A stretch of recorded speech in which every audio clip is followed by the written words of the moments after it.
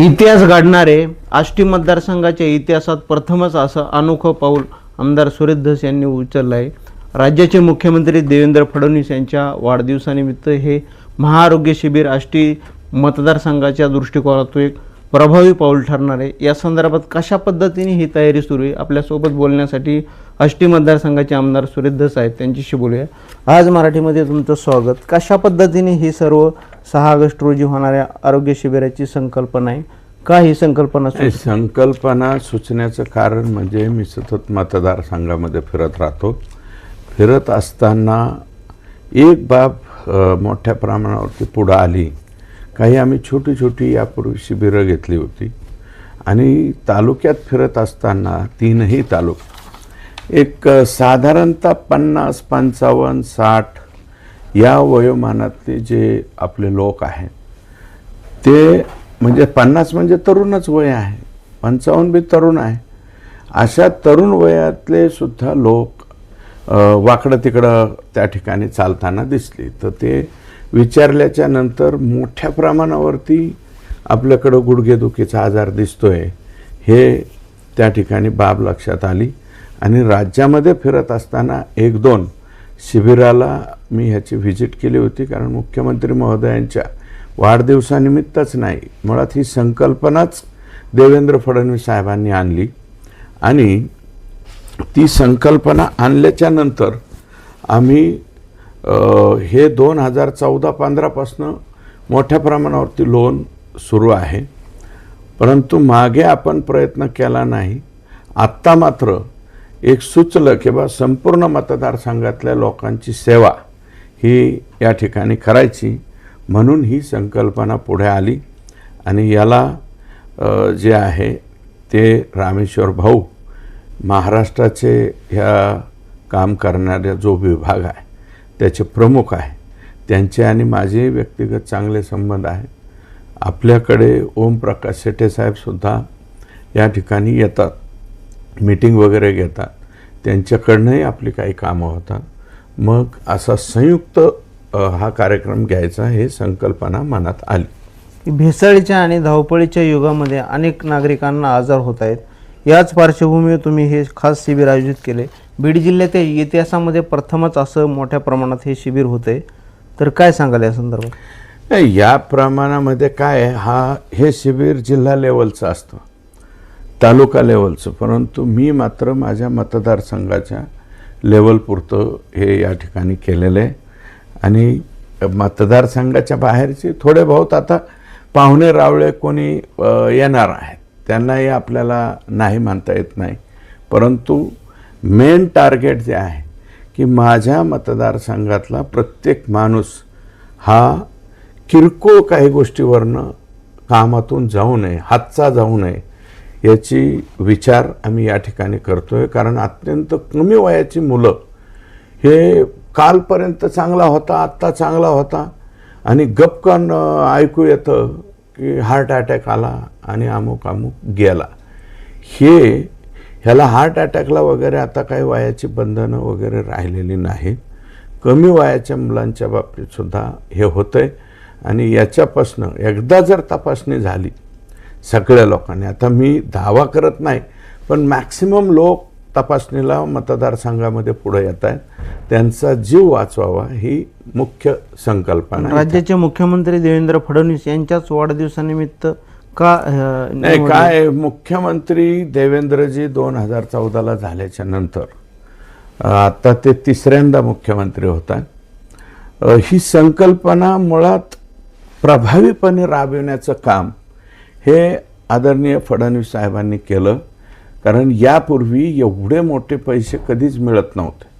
आम्ही एक रुग्णाला 12 लाख रुपयापर्यंत, प्रसंगी 30 लाखापर्यंत, ज्यांचे काहींचे ऑपरेशन आम्ही मतदारसंघातल्या काही रुग्णांची तामिळनाडूला नेऊन केली. तिथेसुद्धा हा लाभ माननीय मुख्यमंत्री महोदयांकडून विशेष बाब म्हणून करून घेतला. आणि त्याच्यामुळं त्यांच्या वाढदिवसानिमित्त हे ठेवायचं. कारण सगळ्या योजना केंद्राच्या राज्याच्या ह्या प्रभावीपणे राबल्या पाहिजेत. हा कक्ष चांगला चालला पाहिजे दोन्ही बी, आयुष्यमान बी आणि मुख्यमंत्री सहायता. तर मुख्यमंत्री सहायता निधी हा कक्ष असला पाहिजे हे 2014पर्यंत कुठल्याही मुख्यमंत्र्यांनी केलेला नव्हता. हे नम्रपणे सांगावं लागेल. फार प्रभावीपणे त्याची अंमलबजावणी त्यांनी केली आणि ह्याच्यामधल्या आजारांची संख्यासुद्धा हळूहळू केंद्राच्या आणि राज्याच्या वाढविण्याचं जे काम केलेलं आहे ते देवेंद्र फडणवीस साहेबांनी केलं. म्हणून त्यांच्या वाढदिवसानिमित्त हा कार्यक्रम आम्ही ठेवला. या शिबिरामध्ये कोणत्या कोणत्या आजाराची तपासणी केली जाणार आहे? हे बघा, A to Z सर्व आजार, याच्यात एक आजार किंवा हा नाही ते नाही काहीच नाही. याच्यामध्ये ब्रेस्ट कॅन्सरची तपासणी केली जाईल, पिशवीचा कॅन्सर आहे का त्याची तपासणी केली जाईल, डोळ्याच्या बाबतीमध्ये लोकांची मोठ्या प्रमाणावरती तक्रार येते, गुडघ्याच्या बाबतीमध्ये तक्रार येते आणि कांद्याचा जिथे लागवड आहे, साधारणतः एक बाब अशी पुढं आली की ज्या गावांमध्ये अनेक वर्षापासून कांद्याची लागवड आहे तिथे तरुण वयातल्या मुलांच्या सुद्धा मणक्यामध्ये गॅप पडल्याच्या कंप्लेंट्स मोठ्या प्रमाणावरती पुढं आल्यात. म्हणजे याचा अर्थ असा आहे की अतीव कष्ट केल्यामुळं आणि काही ठिकाणच्या अशा तक्रारी आल्या होत्या माझ्याकडं की हिरव्या गोळ्या, महिला मंडळी जे आहे ते हिरव्या गोळ्या हळूच त्या पेन किलरच्या गोळ्या आहेत, ॲक्च्युअल त्या गोळ्या घ्यायला नाही पाहिजे, परंतु कांद्याच्या ह्या 2.5 एकरामध्ये राबत असताना त्या कुटुंबाच्या हे लक्षात येत नाही. ते मग अंग दुखतंय म्हणून त्या हिरव्या गोळ्यासुद्धा काही ठिकाणी खाताना माईला दिसत आहेत. तर त्यासुद्धा मायमाऊलीचं तपासणी इथं झाली पाहिजे, आमच्या तरुण मुलाची तपासणी झाली पाहिजे. 4थ्या आणि 5व्या मणक्याच्या मध्ये गॅप पडलेले अनेक पेशंट हे 2-3 तालुक्यात दिसत आहेत आणि विशेषतः आष्टीमध्ये ह्याचं प्रमाण जास्त आहे, कारण कांदा लागवडीचं क्षेत्रसुद्धा इथे जास्त आहे. गेल्या 8 दिवसापासून ही मोहीम सुरू आहे. संपूर्ण आष्टी पाटोदा शिरूर मतदारसंघामध्ये नाव नोंदणीचं काम सुरू आहे, परंतु ही प्राथमिक झाली आहे. याच्या पुढे आता कशा पद्धतीने? आता हे 30-31 तारखेपर्यंत म्हणजे 30 तारखेपर्यंतच आत्तापर्यंत प्रसिद्धी करणं, सर्वात जास्त लोकांच्यापर्यंत जाणं. तर माझा गट प्रमुख गेला आहे, गण प्रमुख गेला आहे, माझा माजी जिल्हा परिषद सदस्य गेला आहे, माझा माजी सभापती गेला आहे, उपसभापती गेला आहे, सगळे कार्यकर्ते, त्या गावचे सरपंच, त्या गावचे कुठल्याही पदावर नाहीत, परंतु ज्याला हे आवड आहे, याला काय आहे थोडीशी आवड असणारी माणसं लागतात. तर याच्यामध्ये ज्या गोष्टीत आवड आहे त्याला तर बरोबर सवड मिळते. पण तुम्ही त्या कार्यक्रमामध्ये एक त्या दिवशी आवाहन केलं किंवा इथे कुठे पक्ष वगैरे असं काही नाही, सर्वांनी ह्याच्यात कसला पक्ष, कसलं राजकारण, हे प्रत्येकाच्या दारात नो पक्ष, नो जात पात, धर्म काहीच नाही, हे सरसकट सगळ्यांच्या दारात आपल्याला जायचंय. आणि काय की प्रत्येक गोष्टच राजकारणात आणि मतदानामध्ये तोलून मापून जर केली तर मला वाटतं सकाळी उठल्यापासून रात्री झोपेपर्यंत काही लोकांच्या डोक्यात ते किडे असतात, तसलं ह्याच्यात ठेवता येणार नाही. हा सेवेचा उपक्रम आहे. ज्यांनी मतं नाही दिली त्यांच्यासुद्धा दारात जावं लागणार आहे, त्यांनाही आणावं लागेल.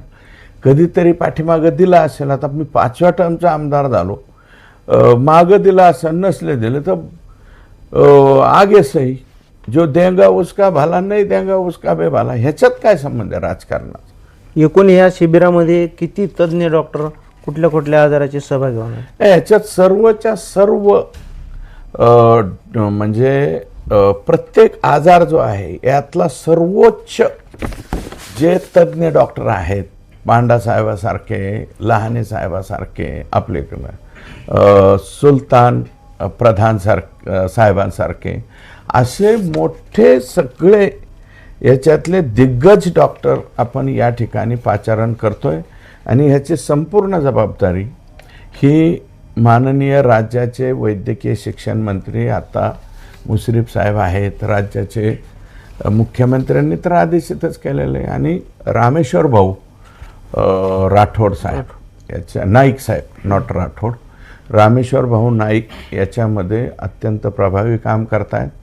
आणि ते सर्वच्या सर्व डॉक्टर्स, आणि टीम, त्यांची जी टीम आहे हरीश पाटील साहेब आणि त्यांचे एवढे प्रभावी लोक आहेत, ते आपल्यापेक्षा 2 पावलं पुढे जात आहेत आणि मग त्यांचं बघून आपली लोक पळायला लागलेली आहेत. काय नेमकं कशा पद्धतीने सगळं मोफत काय काय ह्याच्यामध्ये सुविधा असणार आहेत? याच्यामध्ये तपासणी तर मोफत आहे. जे ट्रान्सपोर्टेशन लागणार आहे, म्हणजे जर ते रुग्ण आता PSC मध्ये तपासले, डिटेक्ट झाले, त्यांच्या जर कोणाच्या तपासणी करायच्या असतील तर ग्रामीण रुग्णालयामध्ये न्यायचं आहे. तिथपर्यंत सुद्धा सरकारच्या खर्चाने आपण नेणार आहोत. जर जिल्हा स्तरावरती जायचं पाळी आली तिथेही आपण त्याला तोशीस लागून देणार नाहीत. आणि MRI करायला समजा नगरला न्यायचं आहे, बीडला न्यायचं आहे, अंबाजोगाईला न्यायचं आहे, तर त्या सगळ्या ठिकाणी सरकारच्या ॲम्ब्युलन्समध्ये या सर्व रुग्णांना घेऊन जाण्याची व्यवस्था आहे. आणि एक काय आहे की आमच्याकडे कार्यकर्तेसुद्धा जाळं मोठं आहे. आणि माझं कार्यकर्ता आणि नेता असं नातं नाही आहे. माझ्या कार्यकर्त्याचं आणि माझं नातं हे एका कुटुंबासारखं आहे. आणि मी कधी कसा वागतो, काय नाही वागतो, किती व्यावहारिक वागतो, किती अव्यावहारिक वागतो, हे सगळे माझ्या कार्यकर्त्यांना माहिती आहे. की माझ्या 25 वर्षाच्या राजकारणामध्ये व्यवहार मी फार काही त्याला महत्त्व दिलेलं नाही. मी कोणालाही चटक लागून देत नाही, चट्टा लागून देत नाही. त्याच्यामुळं माझे कार्यकर्ते तेवढे सक्षम आहेत. हे दोन्ही तिन्ही ठिकायला आणि 6 तारखेला आणायला सुद्धा सक्षम आहे. जिथे कुठे डिमांड केली जाईल वेळ प्रसंगी, सरकारी व्यवस्था तर आहेच, पण जिथे कमी पडल तिथे आमची गाडी तिथं जाईल. आणि त्या गावातून, अगदी तरड गावांसारख्या गावातून सुद्धा आम्ही लोक आणणार. इकडे साकतमधले बी लोक आणणार, मराठवाडीचे बी लोक आणणार, बोडखेवाडीचे बी लोक आणणार, वाघेरा मेंगडेवाडीचे बी लोक आणणार. आणि शेवटचं गाव आमचं पिठ्ठी आणि उखांडा, तिथलं सुद्धा माणूस आम्ही घेऊन येणार म्हणजे येणार एकही. आणि याच्या व्यतिरिक्त जे जे माणसं मतदारसंघापर्यंत येतील, समजा आमच्या मतदारसंघातल्या कोणाचा पाहुणा रावळा आला डिटेक्ट झालेला, तर त्यासुद्धा वडीलधाऱ्या माणसाला, मायमाऊलीला आम्ही इथपर्यंत घेऊन येणार, त्याची तपासणी करणार. 6 तारखेला ह्याचं 1 डे ठेवलं आहे, 2 डे ठेवला होता, परंतु काही मुंबईचे वगैरे डॉक्टर्स आहेत, ते म्हणाले पण जर का एखाद्या आजाराचे जास्त रुग्ण आले तर त्या संध्याकाळी कितीही रात्रीपर्यंत, पहाटेपर्यंत अगदी चालू द्या, तरीसुद्धा आम्ही हे शिबिर चालवणार. शेवटचा रुग्ण त्या ठिकाणी आम्ही तपासणारच. आलेल्या रुग्णांची आता बरेच लोक जबाबदाऱ्या घ्यायला लागलेत. कुणी आम्ही खिचडी वाटतो म्हणतायत, कुणी जेवण देतो म्हणतायत, कुणी बिस्किट पिवळे वाटतो म्हणतायत, कुणी पिशव्या देतो म्हणतायत. ही सगळी व्यवस्था, पिण्याच्या पाण्याची, शुद्ध पिण्याचं पाणी, ही सगळी व्यवस्था त्या ठिकाणी वेगवेगळ्या काही संघटना पुढे यायला लागलेल्या आहेत, काही मंडळं पुढे यायला लागलेली आहेत, ते सुद्धा करायला तयार आहेत.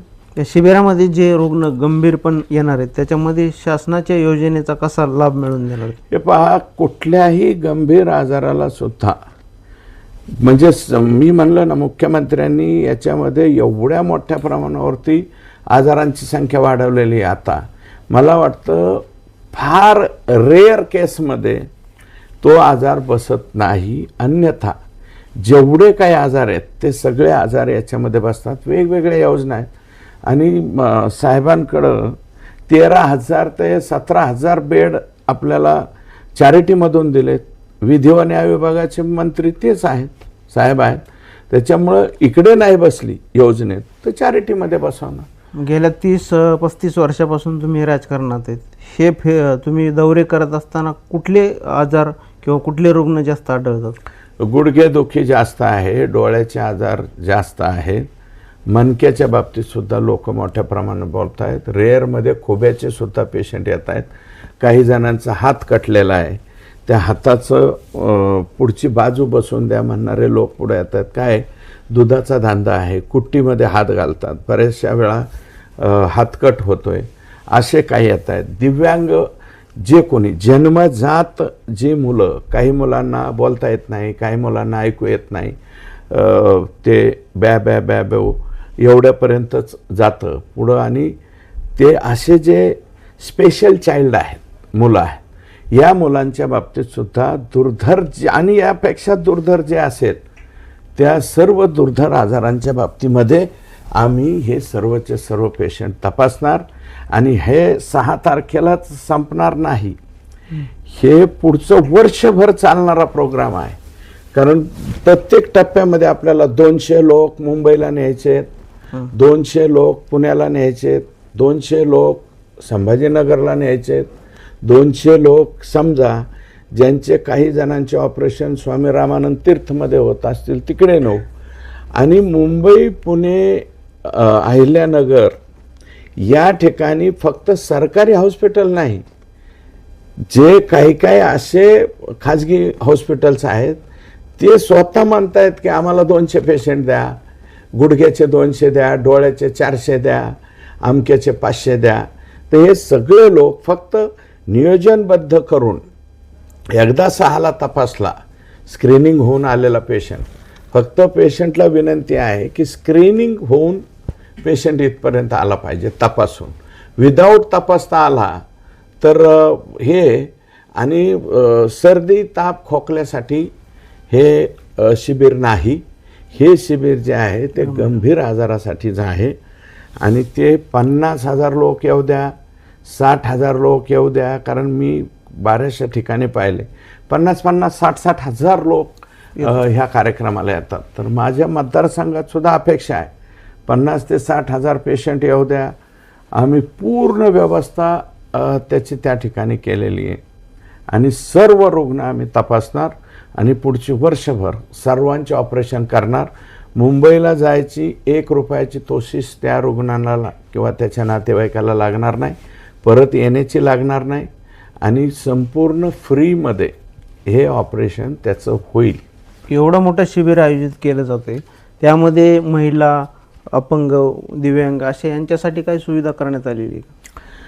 नाही, जो कोणी दिव्यांग बांधव असेल, महिला भगिनी असेल, जो कोणी इथपर्यंत यायचं म्हणतोय 6 तारखेला, त्या एकाही व्यक्तीची तक्रार आम्ही टोल फ्री नंबर किंवा असे काही 1-2-4 नंबर, एक गटवार किंवा गणवार सुद्धा 9 गावात 4 गावात एक माणसाचा नंबर आम्ही डिक्लेअर करू.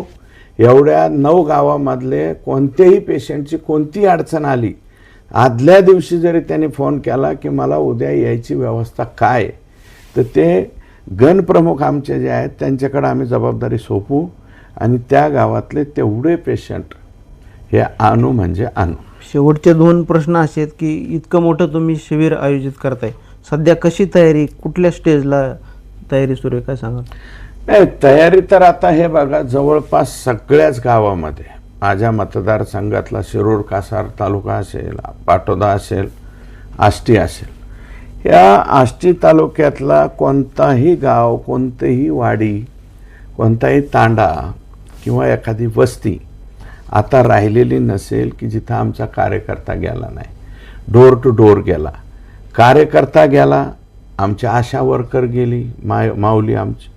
सगळ्यात मोठं काम तर मला वाटतं आशा वर्करने ह्याच्यामध्ये केलं. त्या माऊलींना पगार कमी आहे, सगळं कमी आहे, परंतु जे काम त्यांनी ज्या धाडाडीनं त्या ठिकाणी केलं आहे ते सुद्धा अत्यंत वाखाणण्यासारखं आहे. आमची ती माय माऊली प्रत्येकाच्या दारात गेली, इथं पेशंट आहे का, कुणाचं काही दुखतंय का, हो म्हणलं की त्याला ते तिथं घेऊन येतात म्हणजे येतात. आणि अंगणवाडी ताईसुद्धा हळूहळू काम करतायत, काही ठिकाणी CRP सुद्धा याच्यामध्ये पुढे येत आहेत. आता आमचे जे सरकारी विभाग आहेत, महसूल असो, BDO असो, हे सगळे लोक, शाळेतले मुलंसुद्धा जिथे जिथे आयडेंटिफाय होते तर त्या शाळेतल्या BOंना सांगितलं आहे, तिन्ही BOंना, कोणतंही लेकरू सस्पेक्टेड असेल तर त्या लेकराची तपासणी ही तुम्ही तिकडे करून घ्या, आणि ते मूल कोणाचंही लेकरू असो, त्याला काहीही प्रॉब्लेम असो, त्या लेकराला इथपर्यंत घेऊन येणं आणि त्याची सेवा आपण करणं हे आपलं काम आहे. या मुलाखतीच्या शेवटी आणि शिबिराच्या माध्यमातून काय आवाहन कराल आष्टी, पाटोदा, शिरूर तालुक्यातल्या? कारण की अनेक मुलींना पण आजार आहेत, काही महिलांचे पण प्रॉब्लेम आहेत, असे लहानापासूनचे फार वयोवृद्ध माणसांपर्यंत हे तुम्ही जे मोहीम हाती घेतली हे एक अतिशय चांगलं काम आहे आणि याच्यातून मोठे आजार मतदारसंघातले समोर येणार आहेत. नाही, हे बघा, या शिबिराचा हेतूच हा आहे की माझ्या मतदारसंघातला शेवटच्या टोकापर्यंतचा कोणताही व्यक्ती ज्याचं वय वर्ष 0 1 पासून तर ते 80 असो, 90 असो, 95 असो, 100 असो, ह्या सगळ्या लोकांची सेवा आम्हाला या ठिकाणी करायची. आम्हाला त्यांचं दुःख, दर्द हे आम्हाला समजलेलं आहे आणि त्या माणसाला, पेशंटला आम्हाला इथं आणायचे, त्याची सेवा करायची आणि त्याचं काम करायचे. म्हणून कोणताही व्यक्ती माझ्या मतदारसंघातला अवेळी जाऊ नये, अगोदर जाऊ नये. कारण अकाली माणूस घरातलं जर गेलं जबाबदार, तर त्या कुटुंबाचं दुःख काय हे फक्त ज्याच्या कुटुंबात जे घडतं, म्हणजे ज्याचं जळतं त्यालाच कळतं मानतात. कोणीही कोणाचं नाही आहे. त्या विधवा मायमाऊलीकडं लोक, म्हणजे कुटुंबातले सुद्धा लोक किती सिरियसली घेतात हा सुद्धा संशोधनाचा विषय. मला काय कोणाबद्दल काय बोलायचं नाही, पण जे का रंजला गांजला आहे त्या प्रत्येकाला आपुला म्हणण्याची मानसिकता आमची या ठिकाणी आहे आणि त्याला आम्ही कुठल्याही दुर्धर आजारातून बाहेर काढणार, मोफत काढणार, 1 रुपयासुद्धा त्याला जाऊन देणार नाही. आयोजनाच्या बाबतीत सुद्धा मोठ्या प्रमाणावरती या ठिकाणी आम्ही आयोजन केलेलं आहे. प्रचंड डॉक्टर्स बोलवले, गोंधळ होणार नाही, काय नाही. वाटेल त्यांनी यावं, आम्ही त्याचं स्वागत करायला तयार आहे. एकूणच आपण बघितलं की आष्टी मतदारसंघात असं विक्रमी शिबिर होते, त्यामुळे प्रत्येक नागरिकांनी आपली तपासणी करून घ्या. भविष्यातला घरातला करता माणूस जाऊ नये याची काळजी आम्ही घेणार आहोत, असंच आमदार सुरेश धस यांनी सांगितले. अविशांत कुमकर, आज मराठी न्यूज, आष्टी.